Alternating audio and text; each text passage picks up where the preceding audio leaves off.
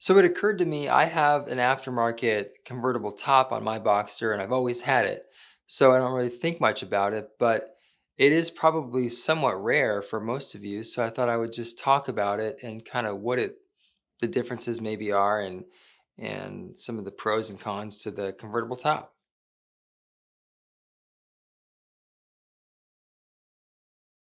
So obviously one of the biggest pros, some people would say, would be the glass window. Now, I didn't realize when I bought this car that the glass window is actually a lot smaller than the vinyl window. Now that I've seen the original window, it is quite a bit bigger, which kind of looks weird to me because I'm used to the smaller. So it's all kind of perspective of what you're used to.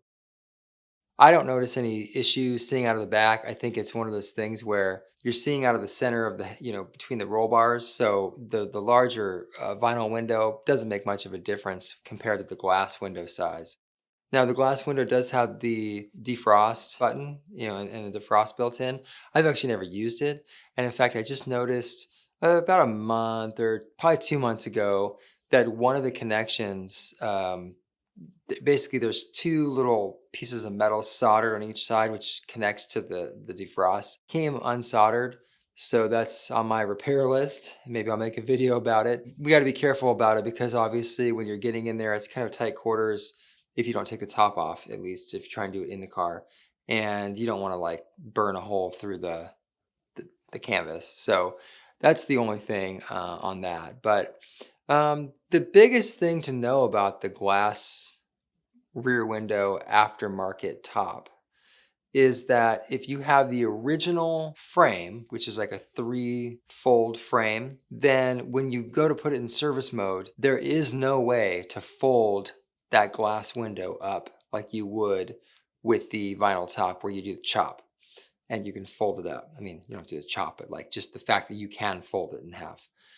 The roll bars get in the way. I've tried every little nook and cranny position, and there is no way to get it all the way up.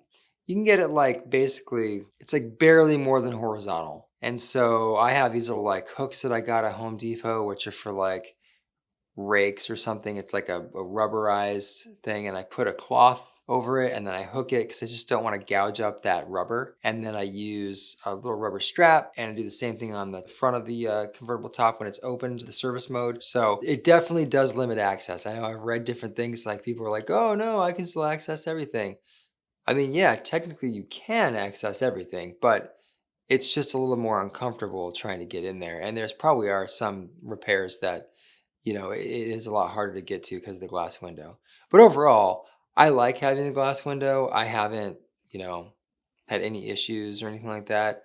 The other thing about it, which I believe is different, and maybe someone can fact check me in the comments, but I have an additional layer of like not insulation, but you've got the top canvas, and then inside the car, you've got another layer of fabric.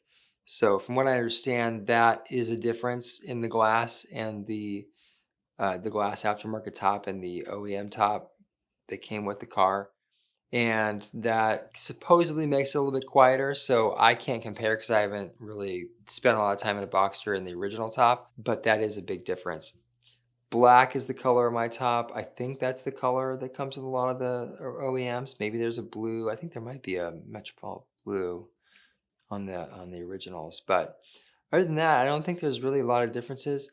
Oh, I should mention if you upgrade to the late 2002 and then 2003 forward frame for the convertible top, which is a four-fold, and those came with glass windows from Porsche, but if this aftermarket went on that frame, then I think you could fold that glass top all the way up.